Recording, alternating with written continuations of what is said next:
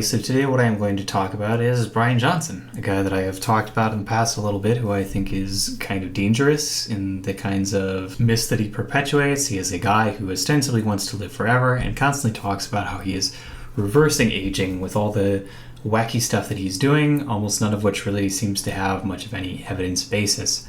And of course he is extremely wealthy, having sold a company, made a lot of money, and now as a result he's spending an incredible amount of that money on his health. So today what I was going to do is I was just going to live react, watch through a few of his videos, just let you know what I think about things as he says them. So I think what we're probably going to cover is basically like his morning routine, his workouts, and his diet, and we'll see what all the stuff for that is.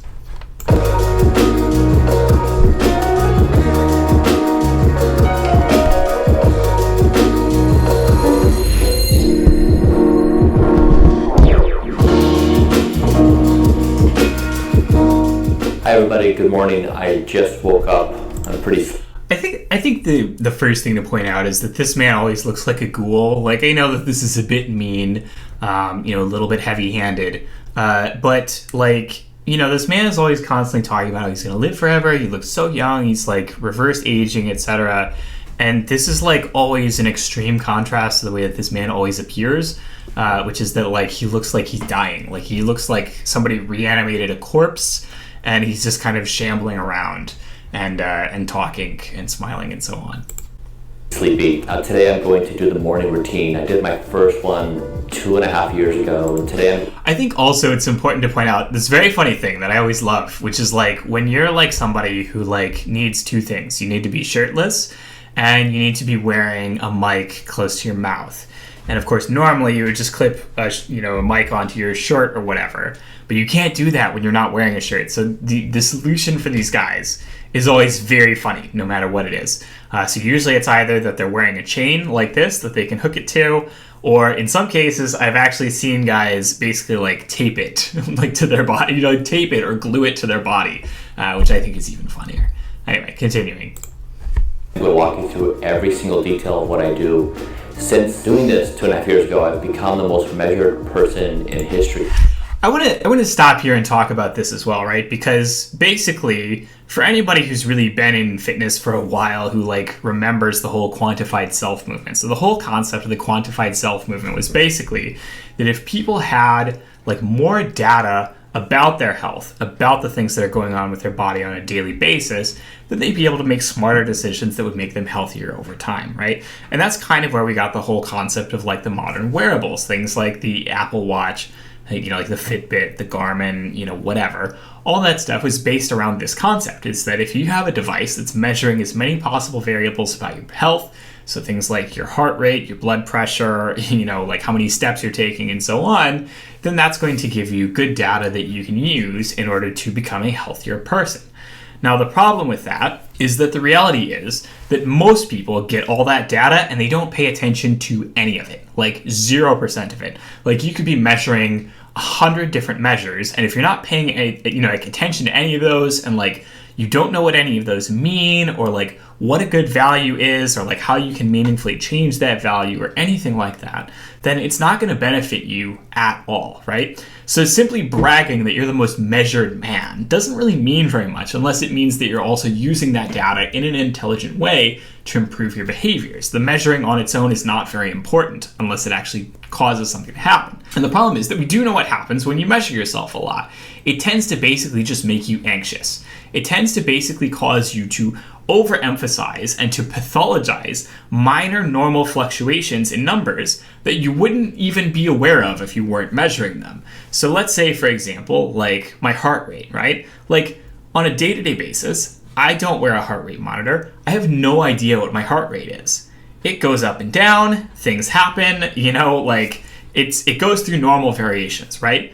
But if I was to be wearing a heart rate monitor all day, every day, then I'd start to do things where I'd start to be like, oh my God, why was my heart rate slightly higher than normal, yesterday? Why is it slightly lower today, right? It becomes about like taking these extremely normal variations in these numbers, which may not mean very much to you, and starting to worry about them, starting to get anxiety about them, starting to pathologize them, starting to treat them as things that you need to treat rather than just, again, normal fluctuations. And that's a huge problem. And that's why I don't do a lot of self-measurement myself. Because at the end of the day, what you really need is a handful of measurements that you can take regularly that give you a good indicator of how things are changing. And for some people, that could be things like your body composition or your weight or various other variables like how strong you are, how fast you can run a mile, and so on. Those are things that are important, obviously, to people who are in specific athletic endeavors. But are they necessarily going to be extremely predictive of your overall health on their own? Not necessarily. And again, you can cause a lot of problems by overthinking it, over-pathologizing it. So.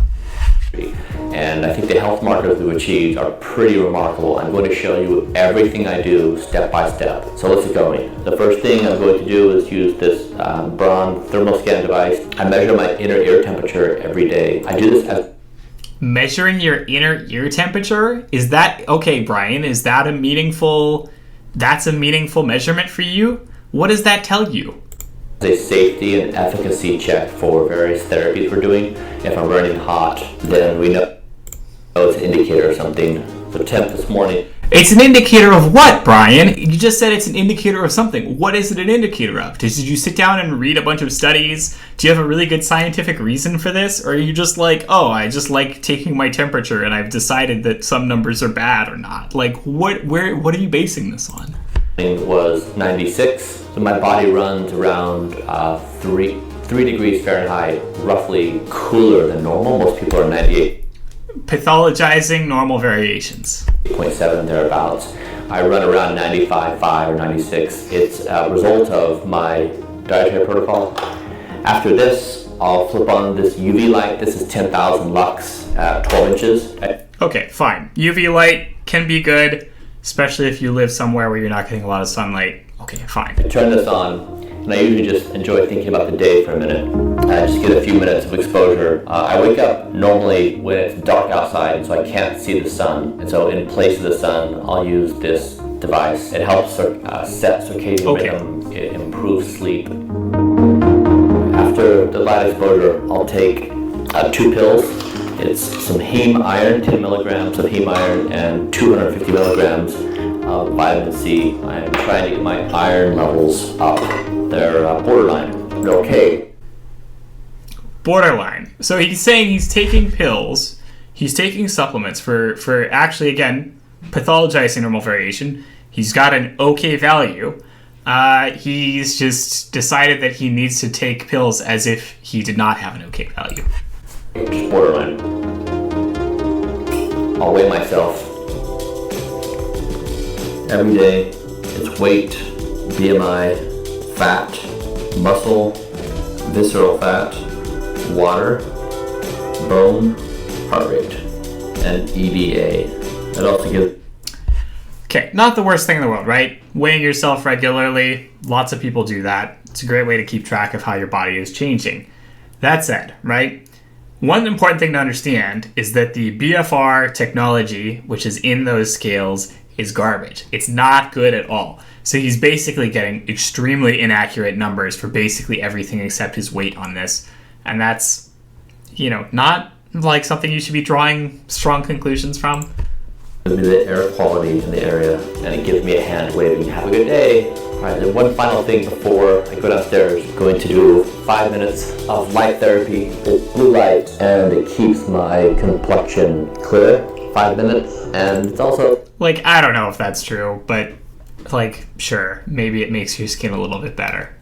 A nice time to do a little meditation. I'll focus on my breathing. All right, complete. Let's go downstairs. One thing I've added to the routine lately is I do a meditation before I start. This portion of my morning routine, about 10 minutes or so, and I've really started to enjoy it. I've learned a few different meditation techniques, but yeah, I do this for about 10 minutes. It helps me really settle myself as I get ready to go throughout the routine. I don't know, is 10 minutes of meditation going to change your life? Probably not, but sure, whatever.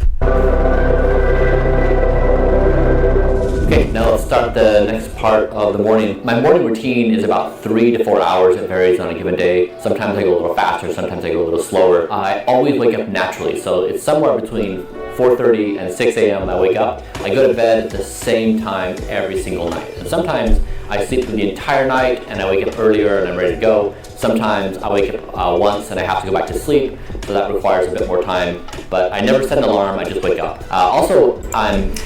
He's kind of got some things here. It is generally a good thing to go to sleep and wake up at roughly the same time every day. Just gets you into good circadian rhythm, helps you fall asleep more easily. You know, it's just good sleep quality, right? So that is kind of like, all right, that's fine.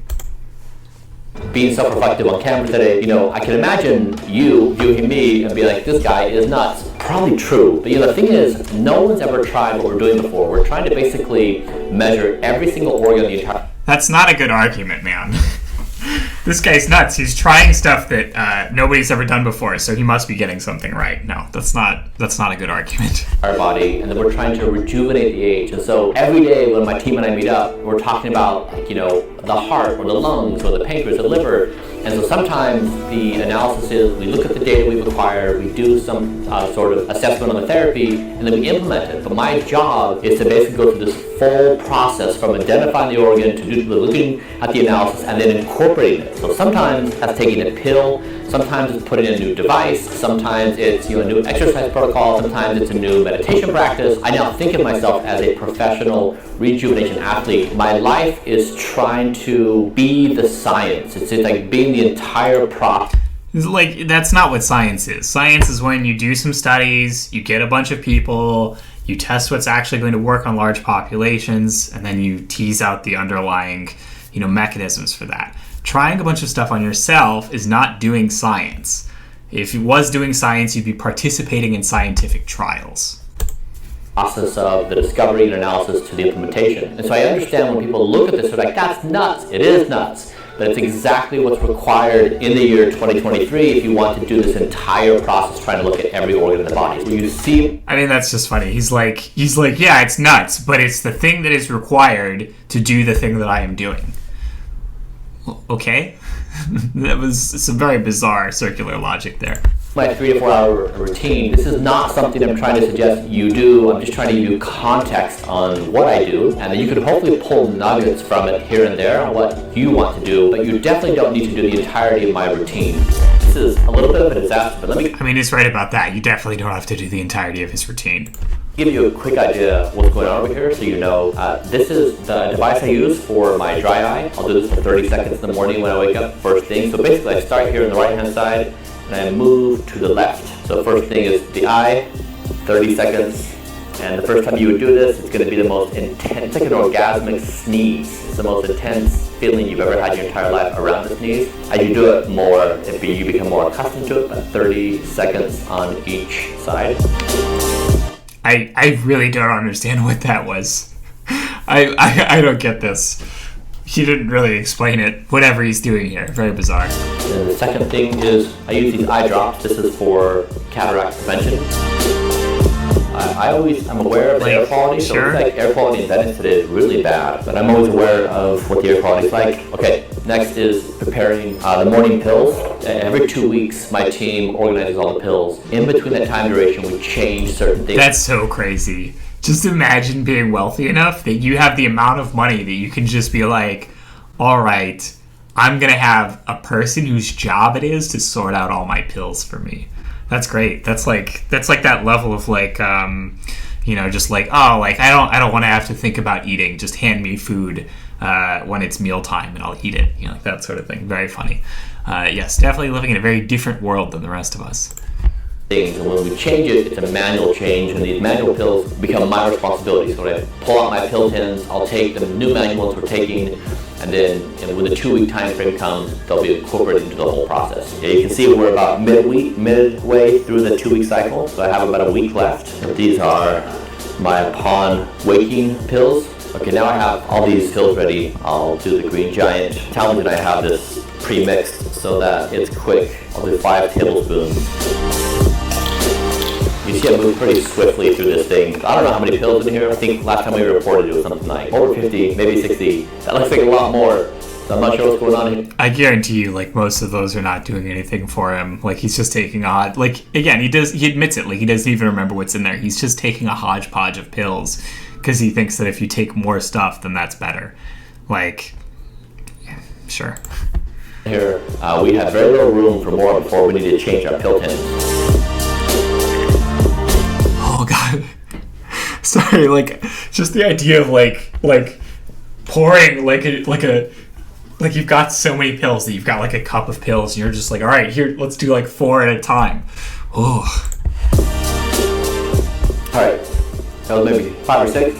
I'll finish up with the morning pills down. Then I'll get the food prepped, and then we will go work out. Oh, prior to that, I'll use red light. I was like, maybe he'll finally get to the workout. Maybe he'll finally get to doing something meaningful, but no. Therapy. I started losing my hair in my early 30s. It's been a difficult thing. I've had to work really hard to try to keep a head of hair. And this is a useful thing. It's one of 6 different things I do. This is super veggie. This is what I'm going to eat after we work out. I rotate every month. 1 month puree, 1 month whole pieces. And the puree, Why? Why would you rotate between solid and liquid food? Find to be a lot. Well, I like it for a lot of reasons. I know people look at it and they say it's green goop and they like to make fun of it. It's really helpful to have it in this blended form, almost like a veggie hummus. Otherwise, when you have whole pieces, it takes me over 30 minutes to eat. Yeah, overall, it's a lot of vegetables every month. It's over 50 pounds, I think, if you add it up. I'll prepare myself. I guess that is kind of funny, because it's like, what he's saying is, like, I'm like a big boy who has to eat so many veggies, but I don't want to eat all my veggies if they're solid, so I've got to eat them as a little sludge. Yeah, like, whomst amongst us loves to eat veggies, right? But, like, it's so funny the way that he's, like, treating it. Like, he's like, oh, it's, like, scientific because I'm alternating between, like, solid and, like this sludge. But then when it gets down to it, the actual reason why he's doing that is because he's just kind of like, oh yeah, well actually I just don't like eating solid veggies. Second meal of the day, nutty pudding. While I'm here, 2 cups of protein, so 1 cup of blueberries and blackberries. I like my nutty pudding a little chalky. Yeah, okay, you've made yourself a little protein pudding, that's fine. Like, high protein, bit of fiber, nothing wrong with that.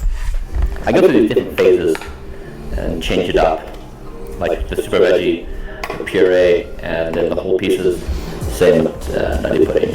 And then I wonder how people in the future will look back at me. If they're like, yeah, he was someone who made sense, he figured it out. Or if they're like, he was really off. The food's all prepped, so when we come back in, we're going to eat. All right, what I'm going through now is I'm going to work out pretty quickly. We only have 20 minutes to film right now. My workout is normally 30 to 60 minutes. I'm going to go really fast. It's probably going to be pretty hard. I'll be breathing hard. I won't be talking much. But if you want to see...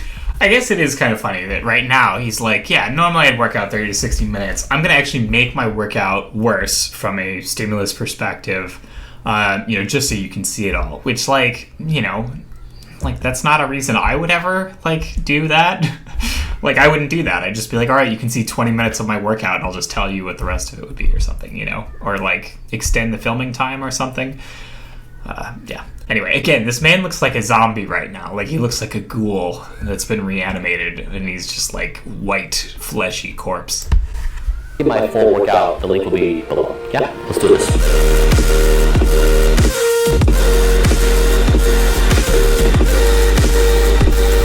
I feel like his video editor is not, like, managing the volume on this music segment properly.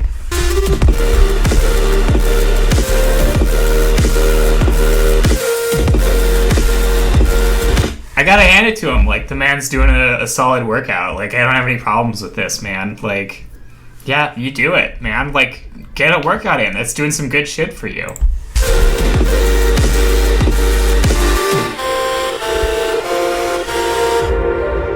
That's 27 minutes. We got it all done. I didn't do as much high-intensity exercise as I normally do. Lately, I've been doing 4x4, so 4 minutes at 90 to 100% of max. 4-minute rest. I just did 1 today. Get my heart rate in the 160s. Otherwise, you get a full workout. A lot of you are very good at exercise, so you do your thing. For most everyone else, getting up and doing things in the day is really the most empowering thing. It doesn't have to be highly technical. It doesn't have to be this entire list. Just doing the most basic exercises, just getting your heart rate going, really get your mind and your body in the right place. And so, I mean, he's not wrong here. Like, most people overthink exercising. They try and do way too much. They get like really obsessed over fine details, and they like don't prioritize like just going to the gym a few times a week, hitting a solid workout, like letting that sink to your mind and moving on, right? Like that's actually correct. Like, yeah, like you just need to work out and you just need to do it consistently. That's like the biggest step for a lot of people. I don't want anyone to feel overwhelmed by this. Oftentimes life is defined by our ability just to take that first baby step and do the most minimal of actions in life. It helps start building momentum. We don't need to we don't need to do all these different things. I know when I was in my worst time in life, it was next to impossible. It was impossibly hard to get out of bed, let alone stare down, getting the kids ready for school, and then knowing that it would be good if I exercised, but then not having the willpower to do so, and then grappling with that whole thing. I mean, he's kind of just describing, like, he's like, oh, like back when I had like normal, like normal responsibilities and work and stuff like that. Ugh, that was awful. How could I live like that? Now that I'm like a independently wealthy, multi-millionaire, billionaire, whatever he is, like, oh, things are so much easier. I can just spend all day doing all this and I feel so centered. And it's like, well, yeah, man, you want it life. Like, what are the rest of us poors going to do? So I guess the message here is if you're in a tough place in life, baby steps. Don't feel overwhelmed. Don't feel like you have to do what I'm doing or what others are doing. Anything, the smallest thing is going to be a big... Don't feel you need to do like the things that I'm doing. The man who's spending millions a year, all my free time on this. Don't feel like you need to copy me. Who's going to copy you, man? Like, what person? Baby steps, right? Like, oh, just take baby steps to become a millionaire. Win and get you in a better place than where you have been. So I hope this is encouraging, not discouraging. And, I was there a couple years ago. Like, I trashed my body and mind for almost 20 years. And if I can come back from that really bad spot to be in pretty good health now, you can too. Now is one of my most favorite parts of the day. I get to have breakfast, which is a few pounds of vegetables. Sorry, it's just so funny to me that this man is like, finally I get to have breakfast. Grew up eating cereal. I now love eating vegetables. If you would have told me as a kid that as an adult I would be eating this many vegetables for breakfast every day and loving it, I never would have believed you. It's true. So super veggie. Then I have some fermented foods. This is 2 tablespoons of extra virgin olive oil. God, it's incredible. This man's like, I love eating veggies for breakfast. And what he means is this veggie sludge that he's concocted. Of course, there's never a time in life too late to start taking care of yourself. Also, if you're 10 to 20 right now in life, what I would give to go back in time and begin this way of living at that age. It is so much harder to reverse. What I wouldn't give to be a millionaire in my 20s, so I could have started doing this sooner. Oh, thank you, Bryan. What insight. Aging damage than it is to prevent it. And so there's been this mindset that you live fast and die young, or that you do things in your youth and then you correct things when you're an adult. It's not a good idea. So if you're... Like, there's like some value in this statement here, right? Like, he's right that if you start off caring about your health and your diet from a young age, it becomes easy. Like, it becomes second nature to you to manage the stuff over time, and you don't have to do nearly as much sort of undoing, bad habits in the future. That's true. Again, it's very bizarre that the set of habits he's talking about in particular are a set of bizarre habits that he's developed as a multimillionaire, specifically because he has the time and money to spend infinite amounts of time and money on this, okay. In your younger years of life, I I would strongly encourage you to begin this and to avoid the traps of self-destructive behavior that have been the cultural norm. Now, if you're someone like me, you're in your 40s or 50s or 60s or even late 30s, and you're looking to make big changes in your life, the results that we've posted at Blueprint will hopefully give you encouragement. You can do this. All right, everyone, thank you for hanging out with me today. I had so much fun. Like always, I love the relationship I'm getting to build with each one of you. Every video, it just gets better. I love reading your comments. I really enjoy the relationship building. I hope this was helpful, not because you have to do all of it, but because you can take bits and pieces here and there and improve your life ever so steadily. Final thing is I'm preparing for my son Talmadge to go to school in 2 months. He's my best friend. We do everything together. I'm beginning to...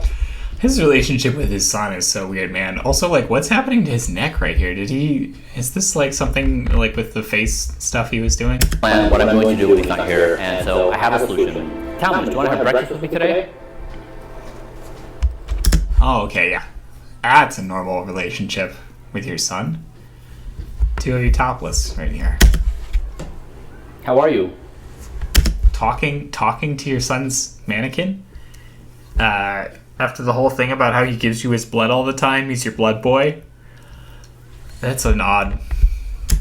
Talmadge, what's happening today? What's going on? Do you want to bite a super veggie? No, don't.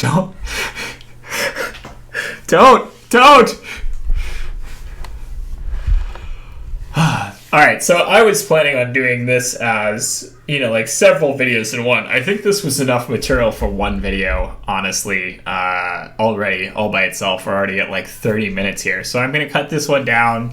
I'm going to go ahead and I'm going to make diet and training stuff into separate videos. I will react to those separately. Be on the lookout for that because there's just too much stuff to react to. I really was not expecting there to be this much stuff to react to. All right, so yeah, as always, like, comment, subscribe, comment down below. Let me know what you'd like to see in future videos. I will see you all next time. Have a good one.